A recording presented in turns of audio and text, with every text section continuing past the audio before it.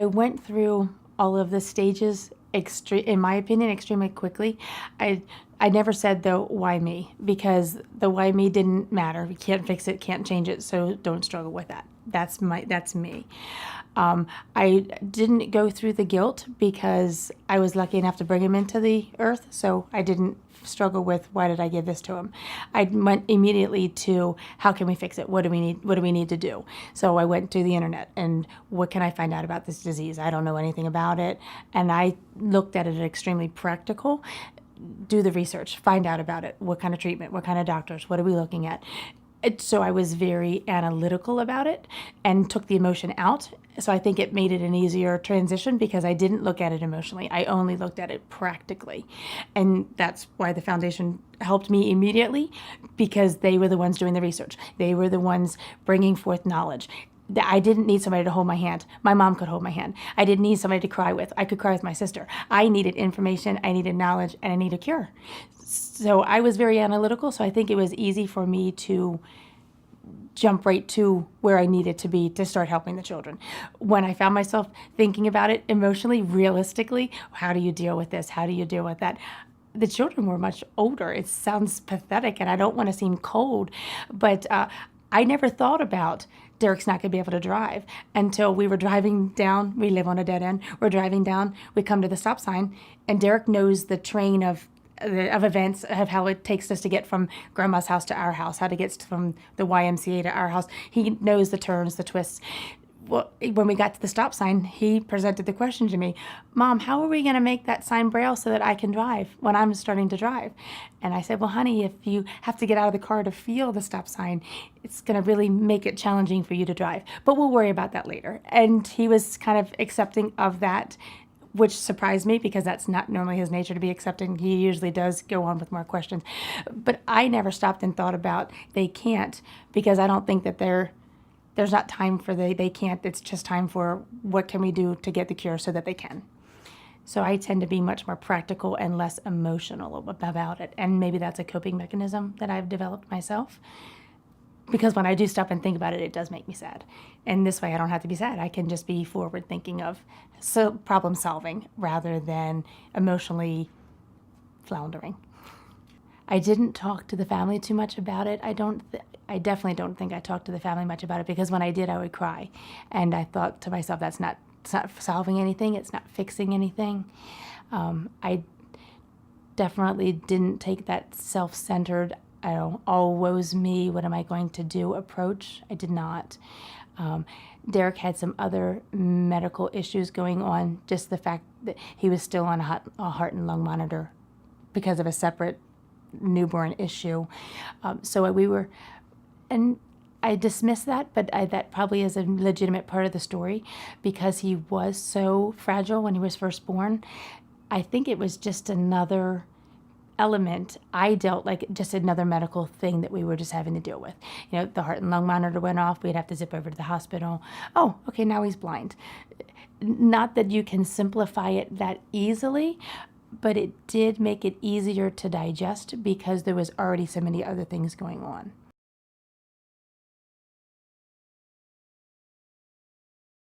I know they're working towards a cure. They're working towards a treatment. From the get-go, when we started looking, when Derek was first diagnosed very early on in his infancy, there was always that study for the Project 3000 for that, and we knew that Derek had Leber's. We didn't know what his gene defect was at that time. We know now he's not part of the Project 3000 because that's not his gene defect. But I've always had that hope forward that there will be a cure. It's just a matter of being patient and having faith that there will be. So I would not say that I was ever resentful. I would not say that I was ever worried, because it's just a matter of being patient till our turn comes for the cure. They definitely know that the Foundation Fighting Blindness is that we pay the scientists to find a cure, and that they work each day to try to find a cure, and that not just Derek and Meredith, but other people are going to get benefit from that. So I don't want them to be egocentric. But they do know that the Foundation Fighting Blindness is, those scientists are working to one day find a cure for their eyes. And we do firmly believe that. I know that there are lots of organizations with different purposes that will help us as a limited vision group, but the foundation's purpose is for research and development to find a cure so that one day we will end blindness. Ultimately, money does make the difference. The money is the answer. Derek and Meredith are who they are because of their lack of vision, but it would enhance who they could be with their vision. How do you let a child feel the horizon? You can't. They have to see it. How do you let a child experience a rainbow? They can't. They have to see it. And the only way for the children to be able to do these somewhat unsurmountable tasks is to be able to see. And the only way that we can have them see is with research. And the only way that we can have the research is if we can pay the scientists to find the cure. And they will find a cure. We just have to be patient and have faith. And we have to have contributions.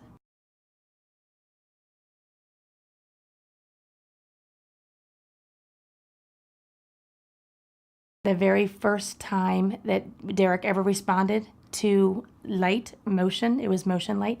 It was we were told originally that Derek was going to receive, he was getting nothing, that it was just blackness, that he was not getting any light perception at all.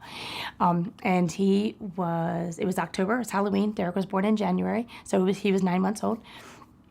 Although he was premature, so technically, chronologically, he was only 7 months developing, and he was non-mobile at the time, and we had a fiber optic jack-o'-lantern, and the it waved through the red, then the green, then the blue, and his head turned in the direction of the lantern, or the jack-o'-lantern.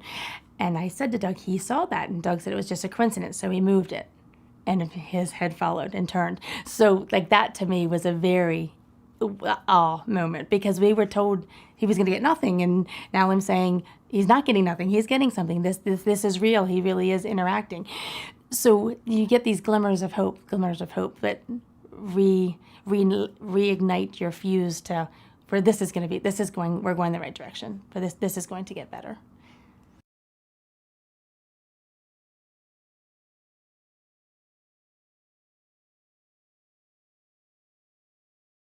Like if tomorrow their vision was restored, I would want to have a live butterfly in the room so that they could see the motion.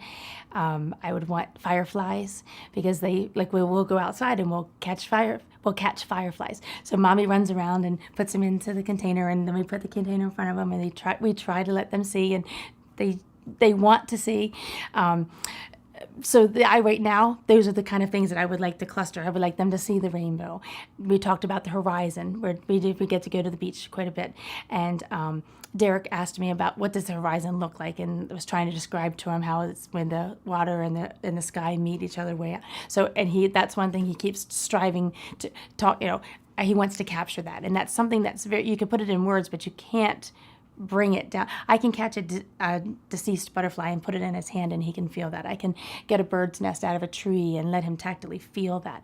But certain things, rainbows and horizons, are so non-concrete that they're not he can't feel the motion of the wheel while it's going, because it's a safety issue. There are certain things he wants to do, but he can't.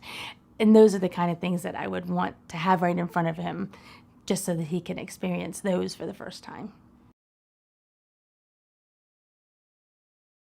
He had the nystagmus with the vertical north-south bouncing of the eyes, and he just a lack of focus, and the doctors kept attributing it to he's premature, and he just has to settle in. His body's just trying to grow and get used to the new surroundings, and I just felt that there was something more to that. Go with your instinct.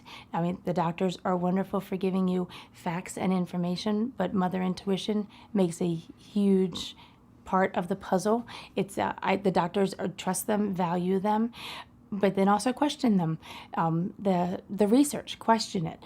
Anything that's in your heart and in your gut's telling you something, it's telling you for something, and keep honing in on that, because just because the medical science says it's supposed to be doesn't mean it always is. I was not a questioner. I was not a pushy person. I am now. I'm an advocate for my children. You have to be. the doctors want to help, the family wants to help, but you ultimately have to be the one that's going to make the final decision, so you have to be comfortable with that. So be pushy, ask questions, be a squeaky wheel, but be pleasant, have a smile on your face.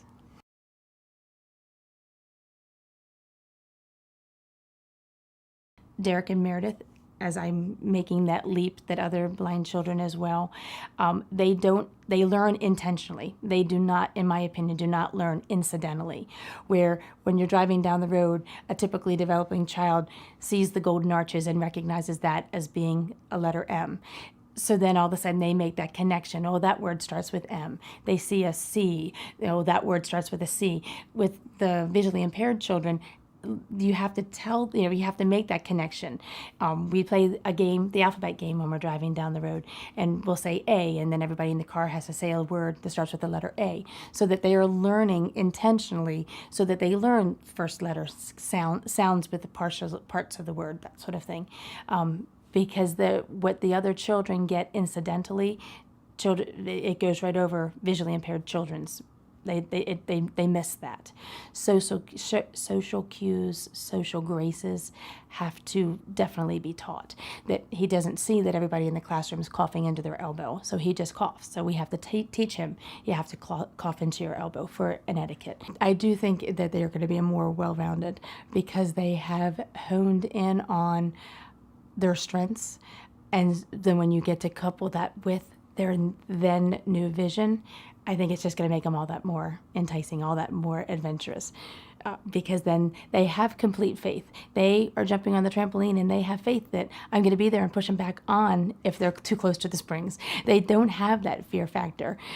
So it may actually inhibit them a little bit, because then they might see the fear that they should have been experiencing that they weren't. We were at the library and they had like a little mini petting zoo that they brought to the library. And of course, everybody wanted to touch the turtle and everybody wanted to touch the rabbit. They brought out the snake and everybody backed away, and Derek didn't know that his peers were no longer standing next to him.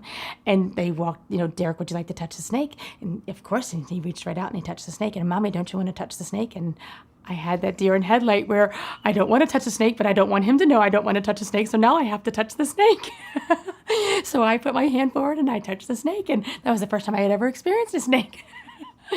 So they don't have a fear. They just have faith that everything will be okay. And so far we've been able to cushion them. That's going to be a hard day when we can't, but we'll pass that day as it comes. I don't know that I would roll back the clock and have them not be blind. I think I would just give them an instant cure, because I think their vision deprivation, their lack of vision has made them who they are. So I wouldn't want to change who they are, because I think that would change their whole persona. But certainly I would want them to be able to see again.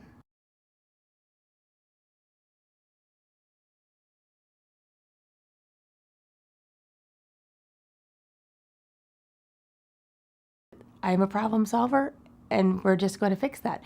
So the first year that we walked, we raised a little bit, and a little bit from 100 people is a lot bit.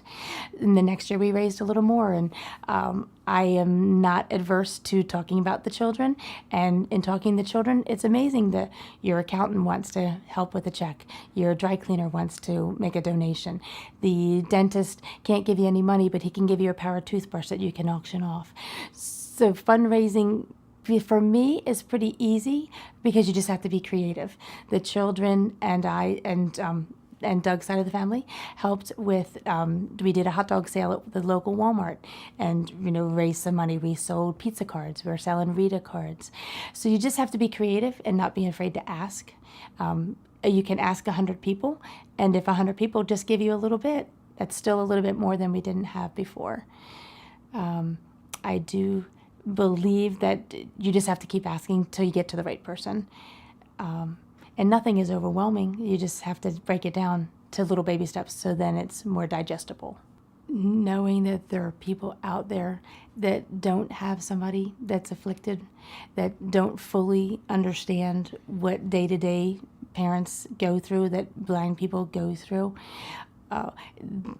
don't think that what you are giving us is not important, because even though there's somebody out there that could give a little bit more than you might give, it's still going to mean there's a trial out there, there's a test out there, there's blood work that can be paid for because you cared enough to give this a second thought. It is something that every dollar does make a difference. It doesn't have to be $5 million, and we would love $5 million, but every little bit does make a difference. Having a bake sale, having a silent auction that's successful, having a corporate sponsor can make the difference between one day me having to drive my child to the prom and one day my child being able to drive themselves to the prom. That donation can be that life-changing.